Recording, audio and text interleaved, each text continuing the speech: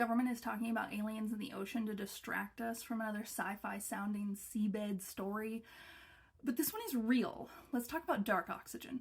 Usually when we talk about oxygen production, we're talking about us breathing out CO2 and plants and algae using sunlight to create oxygen. But way down deep where the sun cannot reach, the rocks are breathing. Okay, so they're not breathing, right? It's these polymetallic nodules, rocks made up of lots of different metals, and they are conductive. They have little electrons that are tickling the water molecules around them until they break. This is called seawater electrolysis. You're getting oxygen without the sun.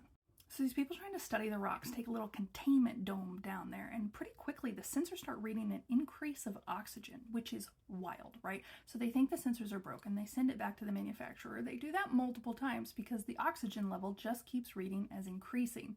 They first think it's microbes, but probably not because of stuff, and they realize it's the rocks. Here's the problem. The main people studying this are mining companies because those polymetallic nodules are full of stuff like manganese and cobalt that are great for making electronics.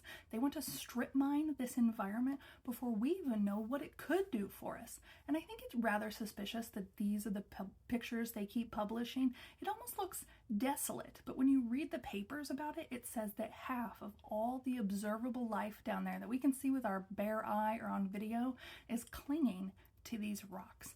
They don't want you associating them vacuuming this up, stirring all of this up with the starfish that are clinging to these nodules that are producing the thing they need to live. We know nothing about this environment. That dark oxygen stuff just got published 2 years ago, and as recent as 2016, there was an expedition to this part of the Pacific, and half of the animals they gathered there we had never seen before. These nodules form slowly. The minerals have to erode off the landform or come up from volcanic vents in the ocean floor, gather in these sediments, and then form together to form these nodules. They are older than mankind, and even if we strip mine just a part of this, it is going to alter that environment to where we will never know what it was really like. We will never get it back, and every mining company knows that. Put aside the sociopathic needless destruction of it all. Let's talk about how dangerous this is, because stirring sediments full of stuff like manganese, which is a neurotoxin, could be devastating, right? And I know it's naturally down there, but so is oil. Oil leaks out of the seafloor, and there are microbes that have evolved to eat it and turn it into stuff that works in the ecosystem.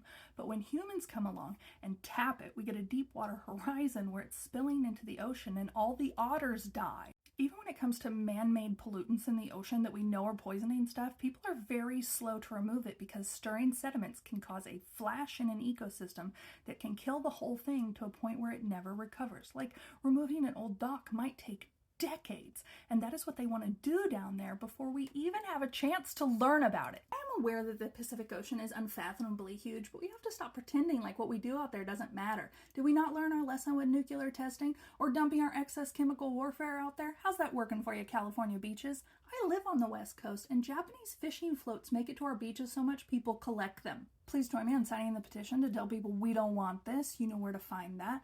And I'm really hoping that if there are aliens in the ocean, they have a taste for mining executives and government officials that allow this.